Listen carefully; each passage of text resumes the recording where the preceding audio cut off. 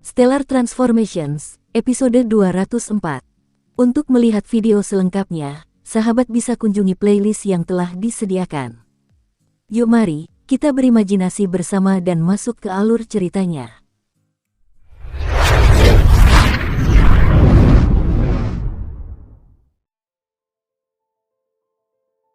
Sang patriark keluarga Liu, Liu Yunlu, saat itu sangat ketakutan.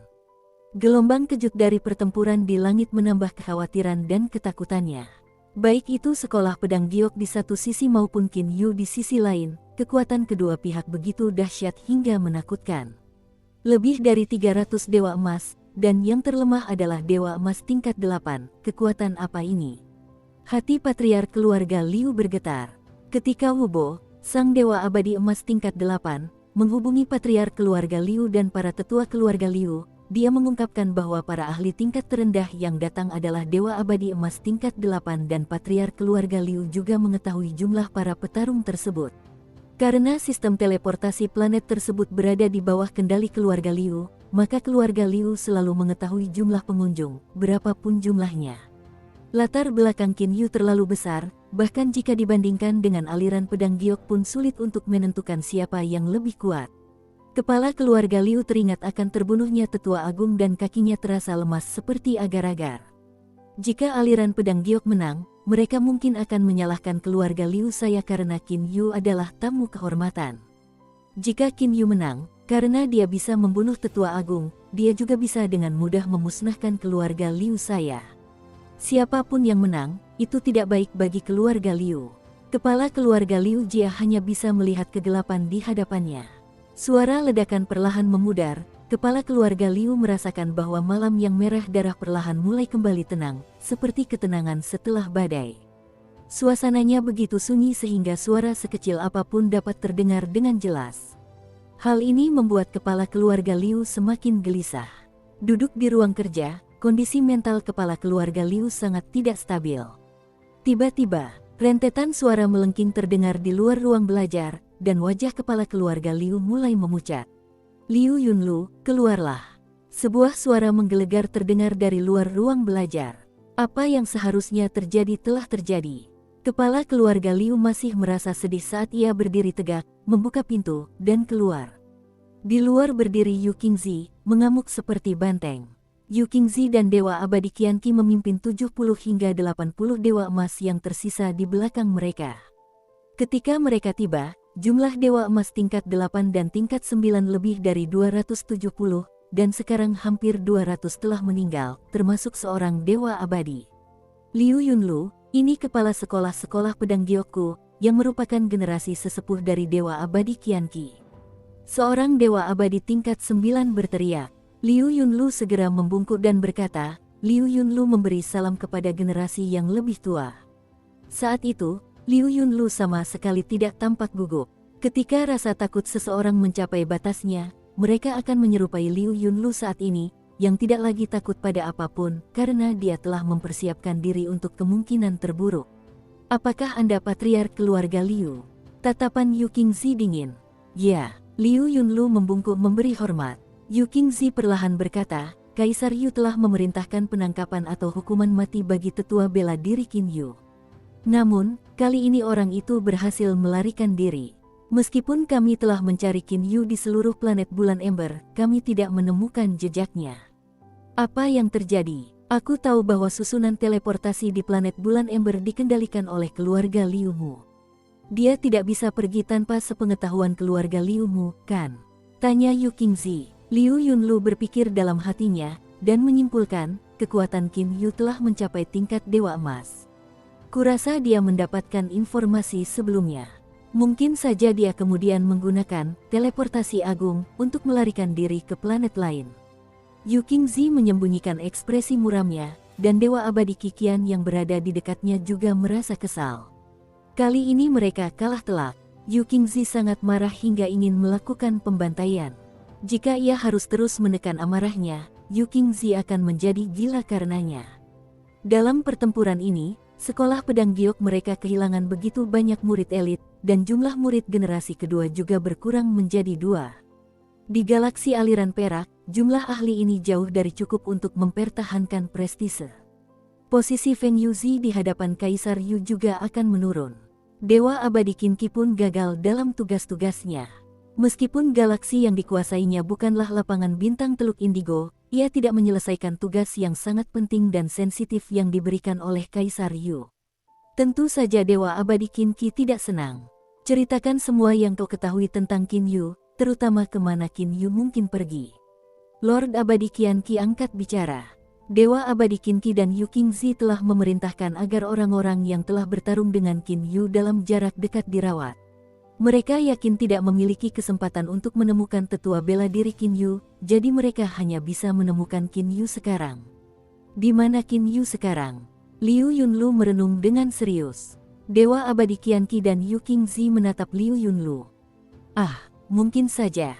Mata Liu Yunlu tiba-tiba berbinar dan dia buru-buru berkata, "Dua tetua, tahun ketika Qin Yu pertama kali datang ke planet bulan Ember, dia meminta kepada kita peta antar bintang untuk alam iblis. Kami telah berbicara berkali-kali, dan tampaknya Qin Yu selalu ingin pergi ke alam iblis." Dewa Abadi dan Yu Qingzi merasakan hati mereka melonjak bahagia. Alam iblis. Kedua Dewa Abadi yang agung itu membuka mata mereka. "Katakan padaku, apakah ada cara lain untuk menemukan Qin Yu?" Dewa Abadi Qian Qi bertanya lagi. Mereka ingin menyedot semua informasi yang diketahui Liu Yunlu. Liu Yunlu berpikir lama, lalu dengan pasrah menggelengkan kepalanya. Mata Yu Qingzi berkilat marah dan dia bertanya lagi, "Di seluruh keluarga Liu, selain kau dan tetua agung, siapa lagi yang dekat dengan Qin Yu?"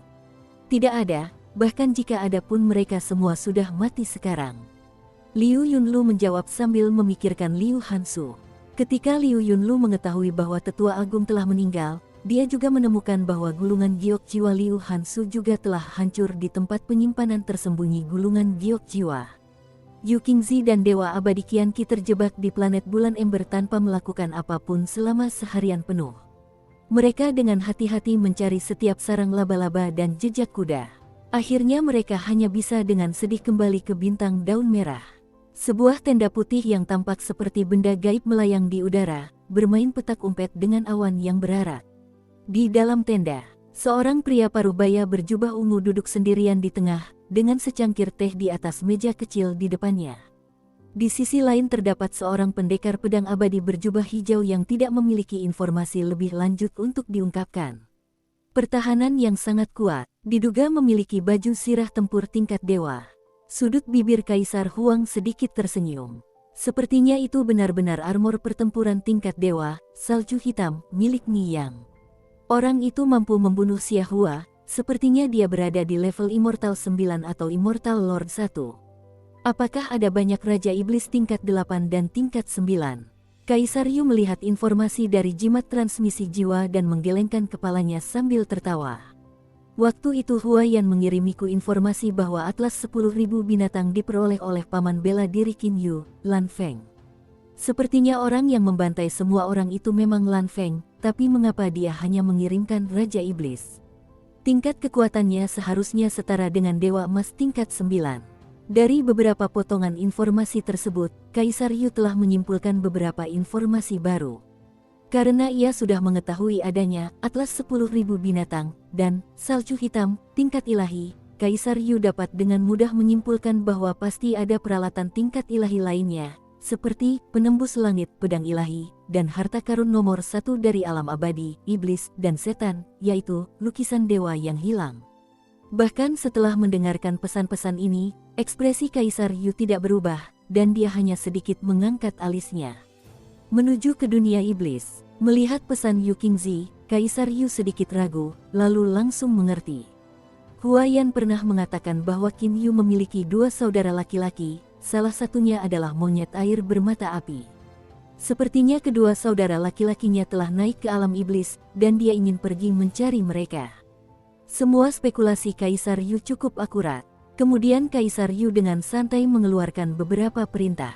Sambil menyesap tehnya, Kaisar Yu menatap ke arah barat daya, dari lapangan bintang Teluk Indigo ke alam iblis, langsung menuju ke timur dari alam abadi seharusnya merupakan jalan terpendek dan itu juga tempat di mana pengaruhku paling kuat.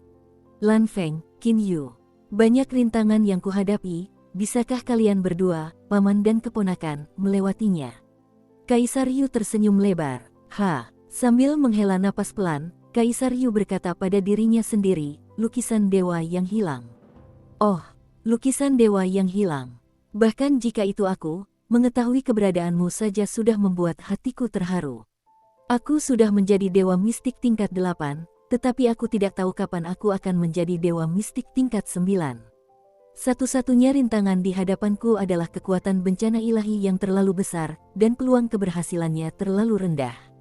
Lukisan dewa yang hilang, jika fakta bahwa kau kembali ke alam abadi, iblis, dan setan tersebar, teman-teman lamamu pasti akan meninggalkan sarang mereka. Kaisar Yu mengangkat cangkir tehnya dan perlahan berdiri. Terakhir kali Niang yang mendapatkan lukisan dewa yang hilang, tapi sayangnya dia diracuni oleh serangga beracun dari alam surgawi. Kau bahkan tidak bisa meremehkan serangga dari alam surgawi. Hanya saja kali ini, akulah yang pertama mengetahui informasi tentang lukisan dewa yang hilang.